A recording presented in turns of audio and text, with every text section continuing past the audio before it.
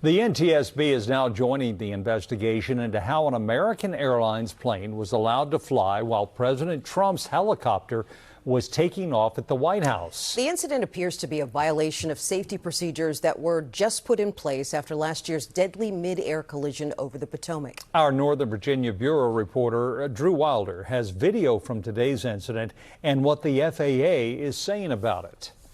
That's Marine One proceeding as briefed. Tonight, the FAA says it's investigating how a commercial jet full of passengers was able to fly so closely to the military helicopter carrying the President of the United States on Tuesday.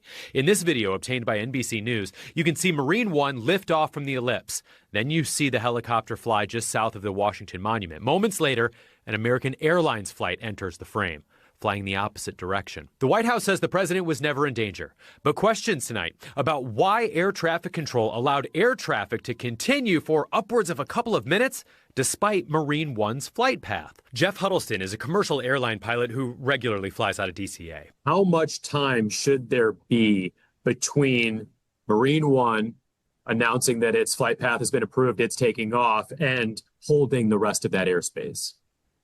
Well, there's always specific procedures in place that allows both things to happen simultaneously. And usually helicopters are flying at relatively low altitudes. There shouldn't be any conflict if both aircraft were following the normal procedures. Now, if one of the aircraft strayed from that, that's when problems occur.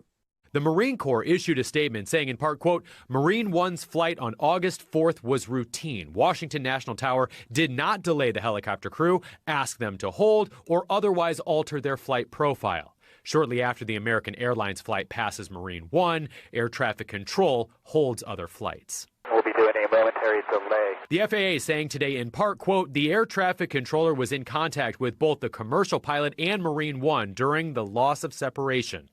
A loss of separation means the two aircraft are too close together.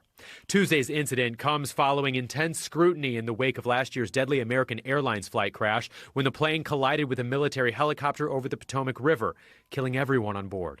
Following the tragedy, the FAA issued heavy restrictions on helicopters operating near Reagan National Airport. I've talked with multiple pilots today who have all been pretty critical of air traffic control. One of the pilots I talked with is actually a former Marine Corps helicopter pilot, and he says he never flew with HMX-1, the squadron that flies the president. But he said after reviewing all of the evidence here, he wouldn't have felt comfortable lifting off in that situation with anyone on board, let alone the president of the United States. Reporting in the newsroom, Drew Wilder, News 4.